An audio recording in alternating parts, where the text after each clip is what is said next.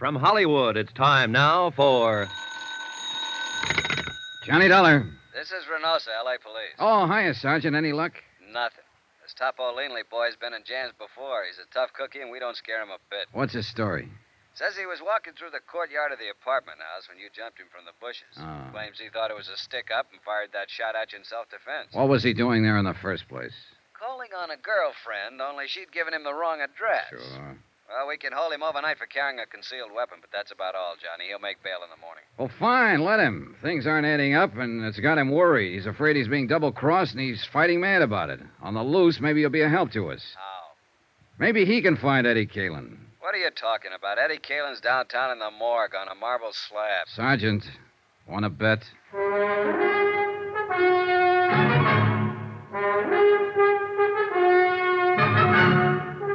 Tonight and every weekday night, Bob Bailey in the transcribed adventures of the man with the action-packed expense account, America's fabulous freelance insurance investigator. Yours truly, Johnny Dollar.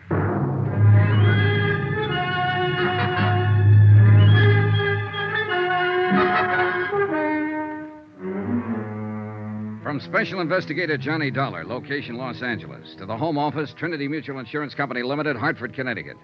Assignment, the Caylin matter. Expense account continued. I was following a hunch, one that had started when Sergeant Reynosa said the police found the door of the Caylin apartment locked on the night of Eddie's death, locked with a key. And now the hunch was stronger. The way Leanley had acted, Topo Leanley, the gambler from whom Eddie had won $60,000 that night. Things like Lila Caylin had said about her husband, they all added up. But it was still only a hunch, not proof. And proof I had to have. And at the moment, the only chance I could see of getting it was to backtrack on Eddie Caylin. His hangouts, his contacts, his missing friend, Pete Steimer, his movements during the hours before his car was found blazing at the bottom of a canyon in Palos Verdes. In a way, what I had to do was bring him back to life. Expense account item 6, $14.10. Transportation 2 and incidentals at a dim little hole-in-the-wall bar out on Santa Monica Boulevard called the Cafe Eloines. It was an out-of-the-way clip joint dedicated to the mood Caribbean, complete with palm fronds, drinks, and coconut shells, and a lovely little hostess with a beautifully developed and well-rounded Latin accent. You would like a nice table, amigo? Oh, this one's fine. But I would like a nice talk. Sit down, honey. Let's get acquainted. Well, maybe for a few minutes. My name is Pepita. Of course. What else? I'm Johnny Dollar. That's a funny name. Oh, I'm a funny guy. Will you buy me a drink? Is that the gimmick here? Gimmick? Well, what do you order? A champagne cocktail? See. For which I pay $2. It's made with 10 cents worth of sauterne. You get a $1 kickback. Isn't that the way it's played? Are you with the Vice Squad? No, forget it. Relax. Hey, look. I'll do better than buy you a drink. What are you doing after you're through here? No dates. When I quit work here, I go straight home, amigo. And I live with my mother. Oh, well, that's a very good arrangement. Cheaper that way for both of you. But here's $10. What I want from you is some information. About a customer who comes in here a lot, or used to anyway. Eddie Caylin. You know him? You are not the police, or you would not give me $10 just for talking. Sure, I know Eddie. What you want to know about him? When did you see him last? On Thursday, the day before he was killed. How did he act? What did he say? Anything out of the ordinary? Oh, he said he loved me madly, passionately, devotionally. And if I do not love him too, he will kill himself. Just like ordinary. He was lying, of course. But he always was such exciting to listen. Then he buy me champagne cocktail and borrow from me the money to pay for it. Quite a boy. Que hombre. He was, how you say, he was the most. Yeah. How long was he in here that night? Quien sabe? 1 hour, perhaps? By himself? No. With his amigo, with Pete. Pete Steimer, huh? Si. Have you seen Pete since then? No. I do not think nobody has seen him. What do you think's happened to him? Who knows? Maybe he is too sad for Eddie dying. So he is hide out someplace, all by himself. Well, it's a theory. Did Eddie seem worried that night? No. Scared? No, not scared. Nothing special on his mind, apparently. No, just like always. Just like Eddie. You know. No, I never met him. Oh? Then why you ask this question? Oh, just a routine business matter. What about women? Women? Yeah, other girlfriends of Eddie's. Next to you, of course. Oh, next to me. With Eddie, every girl was first. Well, what about the nightclub here? Any of them come in here, work here? Oh, Eddie was too smart for that. In each one place, only one girl. That way, no trouble. Eddie was smart. Yeah, he was the most. See. What about girls in other places around town? Do you know any of them? No, I do not know any, but... But you've heard rumors. Well, there is a place which is called the Brass Monkey. Ah, yeah. They have girls there which, how you say it, they take off some clothes and go jump around with the music. Strippers? Well, strippers. Well, somebody has always make jokes with me about one of those strippers. They say Eddie has have the big thing with her. They think to make me mad, but there's no difference to me.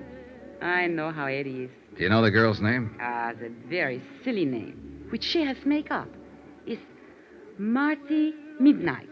Marty Midnight. She has black hair like me, but mine is natural black. Oh, yeah, sure. I figured as much. It's very beautiful. Muchas gracias, Johnny. Well, thanks for some pleasant conversation. You are leaving now? Yeah, what? But maybe you will come back. No? I wasn't planning to. At 1 o'clock, I am through working. If you will come back... No? No. We wouldn't want to worry your poor old mother, would we? Keep her waiting up. What are you talking about? My mother is living in Havana, Cuba. Expense account item 7, $23.40. More transportation and some more of those incidentals. This time at the Brass Monkey Inn. That name had come up twice now. Eddie Caylin's widow had mentioned it first. So I figured I'd better have a look at it. The Eloines had been a fairly quiet place, dimly lighted, with a big play on that mystery of the jungle routine. But the Brass Monkey was a pony of a different tint. At the Brass Monkey, they let down their hair and really lived. The chorus line was on and at it when I arrived, and strangely enough, the girls were all dolls, pert, young, lively, 7 of them from left to right. But now one of the 7 had midnight black hair. I leaned against the service bar and waited for the bartender to come down out of the clouds and notice me, and he finally did. Oh, sorry, Buster. Just couldn't see you for looking at you. Oh, that's all right. Who'd bother with a customer at a time like this? Another art lover. Man, I'll tell you true, there is the cream of the crop. 7 shining sisters. The Pleiades, brother. The absolute up-top zenith of the entire ecclesiastic firmament. What'll you have to drink? Scotch over ice. Checo. I read a lot. That's where I get all them big words. Always try to better myself. Get ahead, man, that's the thing. Yes, so I've heard. So I read all the time, and I got a system, too, a shortcut. You know all them books you see around? You know what they're full of? Well, opinions vary. Words. And you know where they get them? From the dictionary. So I don't mess around. I go right to headquarters. The only book I read is the dictionary. You what? Sure. Read it through twice, and now I'm clear up to J on the 3rd time around. You know what a joss house is? Yeah, it's a Chinese temple. I think I need that drink now. Oh, I'm sorry, Buster. Here you are. Say, you're pretty smart yourself. Oh, I'm a pedant. Pedant. That's with a P. Nah, I won't get to that for another 3 months. That's a buck even for the drink. Here you go. Keep the change. Well, thanks. Hey, this is a 20 you give me. Yeah, I know. Oh, I see. Well, Buster, the answer is no. I can't fix you up with one of the girls. All I want is some information. Like what? Like, where is Marty Midnight this evening? Oh, that I wouldn't know. She hasn't been around since, well, not for the last 4 or 5 nights. Since Eddie Caylin was murdered? Is that what you're about to say? Police? Insurance investigator. The company I represent issued a policy on him. Eddie Caylin with insurance? Yeah, he took it out about 2 months ago. Who's the beneficiary? His wife.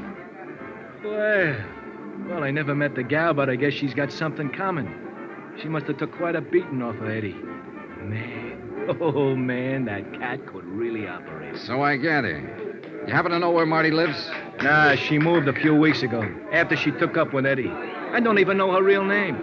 Hey, is the manager here? I'm the manager, Buster. I hired him, fired him, and in between, just look at him.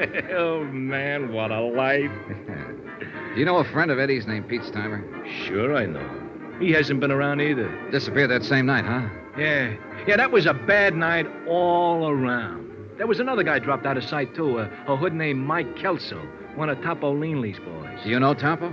He comes in all the time. He's, Hey, wait a minute. You must be the cat that broke his arm. Well, congratulations, felicitations, and happy days. I'll have a drink myself on that. Real popular boy. Huh? Oh, the most. I understand he got his start by leaning out of his baby carriage and shoving his mother under a car. Was he in here that night? Well, sure. That's where Eddie met him. I told Eddie to stay clear of that game. And was I right? And you think that's why he was killed, for the $60,000 he won that night? Buster, that's the type of question I never answer. And that's exactly why I stay so healthy. Well, you don't have to answer. That's where all the logic points. Eddie met Topo Leanley in here that night and was invited into one of Leanley's big-time poker games. Eddie was lucky, plenty lucky, and Leanley got hit hard. He decided he wouldn't stand still for it, so he and his muscle man, Mike Kelso, went around to Eddie's apartment, beat him up, got the $60,000, took Eddie out to the Palos Verdes hills, ran him off the cliff, and set fire to his car. Any reason why it couldn't have happened like that? No. But there are a lot of loose ends. Like what has happened to Pete Steimer and Marty Midnight? Scared silly, hiding out. Mike Kelso. Same thing. He's sweating it out, waiting to see which way the wind blows. Or there's whispers around that he double-crossed Topo and ran out with the dough. Could be. But I keep remembering that door. What door? To Eddie's apartment. It was left locked with a key. So what's it got to do with every... Uh-oh, the police. I'm raided again. Hey, Red, dump that water, bar, whiskey down the sink. Jackie, get back there and tell the girls to cover up. Now, take it easy, you cats. Just keep your seats. Everything is copacetic. Relax. It's not a raid. That's Sergeant Reynosa. He's handling the Caylin case. Buster, a cop's a cop no matter what he's handling. Now, shake it up, Red. Turn on that water in the sink and dump it all in. What the devil are you doing here, Johnny? Having a drink? What's up, Sergeant? I'm looking for a girl who's supposed to work here named Marty Midnight. So am I. What's your reason? Suspicion of murder. What? The guy was killed in her apartment about an hour ago. The neighbors heard the shots. And it's real crazy, Johnny. It just can't be, but it is. We got a fast check on the fingerprints. You know who the guy was? Sure. It was Eddie Caylin.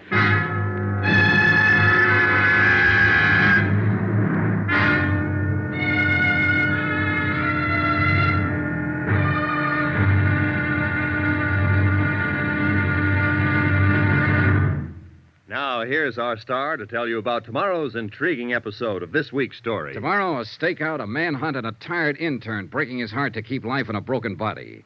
Join us, won't you? Yours truly, Johnny Dollar.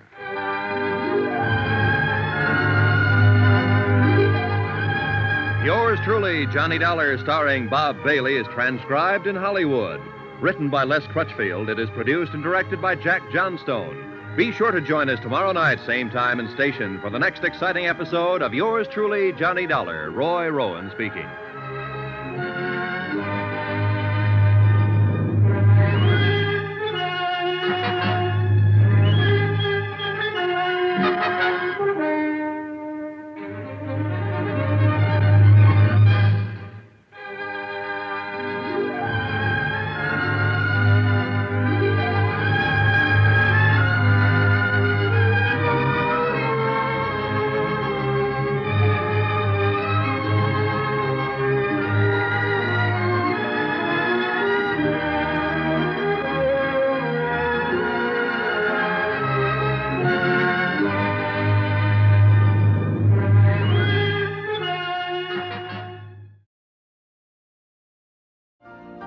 You've been listening to the OTR Gold Network. Find more classic radio at otrgold.com.